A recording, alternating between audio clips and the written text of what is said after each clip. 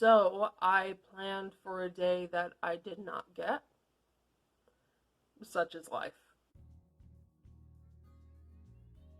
Some things came up that were unavoidable, and I wasn't able to stick to the I'm realizing incredibly strict schedule that I set for myself. When I set my schedule, I set it for every hour, every half hour, and that's like going from 0 to 100 from somebody who just kind of did what she wanted, when she wanted to do it, or when she needed to do it. And despite everything that came up today, I really just sat down. It's like 6 o'clock in the evening. I'm tired. I'm a little hungry. I've only had like 530 calories today, but we'll get to that in a second. I think that if I do that, I'm just gonna be awkward and scrambling around, and I'm gonna set myself up to fail. And after a day or two, I'm not gonna want to do it anymore. And I think that's just me falling back into old habits at that point, you know what I mean? So instead of doing that, I'm going to just kind of say health and wellness in the morning, do your work in the afternoon and the evening. And I think that's, the first step. I'll work from there, but I know that, if something comes up, I want to be able to adapt my schedule to that, not, be unable to do anything in my schedule because of that. Regardless, we'll see where it goes and we'll make adjustments as needed. I didn't get to do my bands. You can see they've been moved a little bit, but I think that was a cat because I didn't touch them. But I did do a lot of cardio. I did walk around a lot. Really, this is the first time that I've sat down for more than 5 minutes. So I'm feeling pretty good about getting, my exercise in. I walk a lot now that I think about it. I trot my little happy ass around. A vast majority of this weight was gained in college when I would call for takeout with sub sandwiches, pizzas, heavy carbs and fat, things like that. Today I've been pretty low carb so far. I plan to have some mochi later. So I've been sticking to foods that were rich in protein and fat instead of carbs so I could feel okay with having my snack later. But I committed one of the cardinal sins for somebody on my kind of a diet, and I stepped on the scale today too. And I was not happy with it, but I have issues with scales. I have in the past had really bad issues with monitoring my weight. It's almost like the scale needs to be locked up for me because I'm not going to talk about it right now. Because I don't want to put a trigger warning up on this video. But I'll talk about it later in another video, another day. Basically, we'll just say that the scale was a point of obsession for me in a very low period of my life. I was not always this fat. I wasn't. Other than that, I don't really have anything else to talk about. I'm going to get ready for my work tomorrow, get a little ahead on that so I'm less stressed. I'm going to just kind of sit back and chill, and then I'm gonna finish out my calories because I've only had about 530 calories today, and I've been counting them, and that count and what I ate will, as always, be at the end of this video. But right now, here is how I prepare spicy tofu and spicy bean sprouts. This is my kitchen. As you can see, it's very, very small. I'm working with very limited space here, so it's important to make the best of what you got. I'm going to show you how I make spicy bean sprouts and spicy tofu. I use firm tofu here because it cuts much easier than silken. Silken is really only for scooping into soups, and then you can bake a lot of things with silken too. So we're going to cut this in half, and cut each half in half. Turn it on its side. We're basically looking to make cubes here because that's just an appealing looking shape and you get a lot more surface area. See? Nice little cube of tofu. I've got 2 paper towels down here on this plate. They're small, so you probably just need one. The reason for that is tofu is really, really wet, and especially if you're frying it, which we're not doing here, but it's good to get as much of that moisture off as possible just because it's not as messy, it's easier to handle, and it's going to taste better at the end. Make sure you clean down your cutting boards because I know a lot of people who don't do that, and you really should, especially if you're cooking with meat.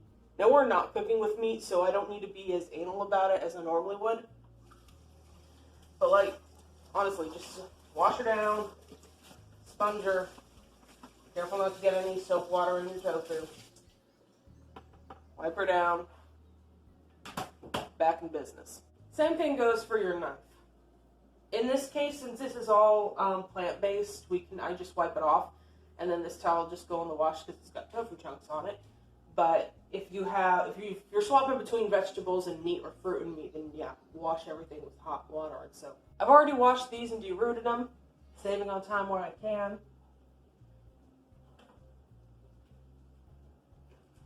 I'm cutting them in half, and then I'm cutting those halves in half. And you'll be able to eat these too, but they provide a really nice kind of springtime flavor. And you should end up with pieces that are about, this long each. So, that. We're going to use about that much ginger in both of these. Here are the bean sprouts. They came in a can. If you could get fresh bean sprouts, that's great. Use those. I can't, so I have to just work with what I've got. You need to wash these off. There are some people who enjoy eating them right out of the can with brine. I don't know any of those people personally. Whenever you're cooking with them, whenever you're, like marinating them like we are, then you need to go ahead and wash them off, because if you don't, that brine flavor is going to be pretty much the only flavor you get. You're going to get some spicy, but it's going to overwhelm everything else here.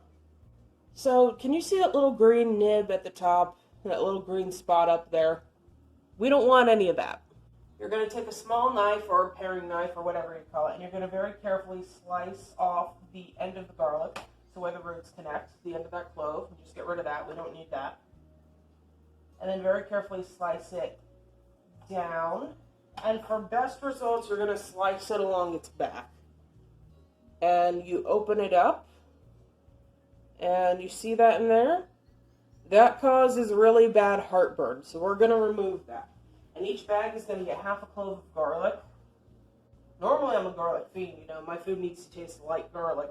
But in this case, I just want the suggestion of it. We're not chopping anything too fine because we're marinating in a bag, but if you have like crushed garlic, if you don't have the whole cloves, you could just do like a little teaspoon or tablespoon, however much you want. So for our liquid seasonings, we're using the paste. We're using just plain soy sauce for the bean sprouts, and then for the tofu, we're using a combination of soy sauce and mirin. What is mirin? It's basically Japanese cooking wine. So not all soy sauce is created equal.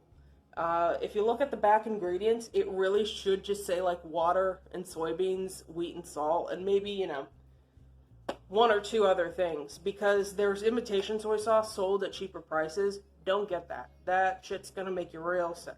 It's not going to taste like soy sauce. Spend the extra $1. Get the real thing. We're going to do the bean sprouts first because they're going to be a little bit easier. Dump our soy sauce in. Scoop some red pepper paste in. You can use as much as you want. I want about that much. Kind of mix it together as it is. Get them pasty. This is what it looks like after we've combined everything. So here we are, scooping the bean sprouts into the plastic Ziploc bag.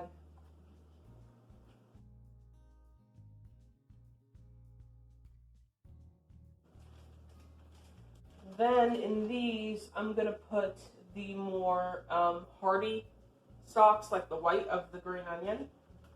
They're going to go in there. Half of the ginger is going to go in there. And our cored halved garlic clove is going to go in there as well. Put a towel to your stomach. Press it. Came off. Came off. Well.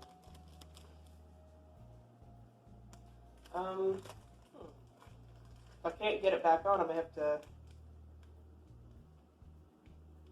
Okay, so this won't go back on, it won't cut, so we're going to get rid of that, and then we'll just cut into this and call it a day. It's still tight, though. You're not getting in there. And then you're going to just kind of squish it around with your hands like this. Make sure everything is coated and distributed.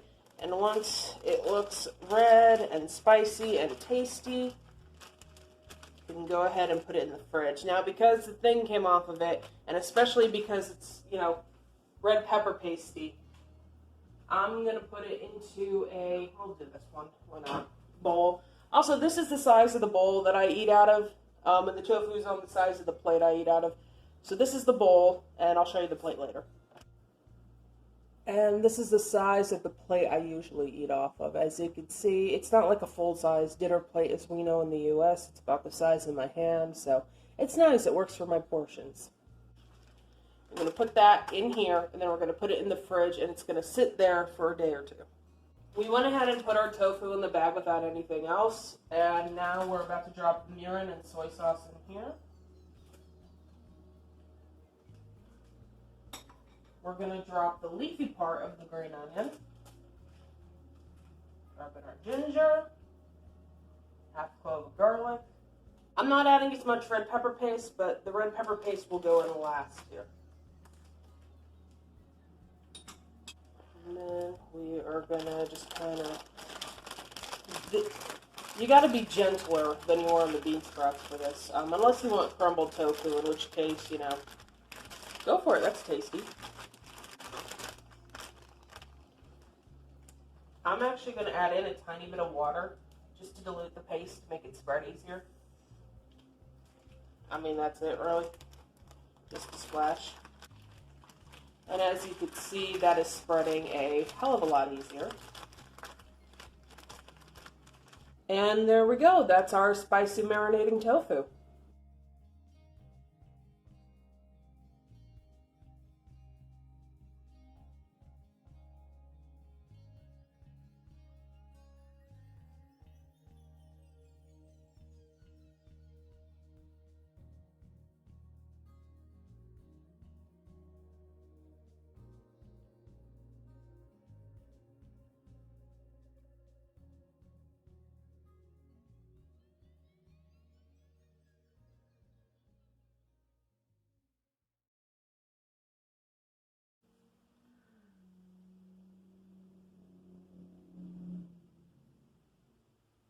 Big zoomy.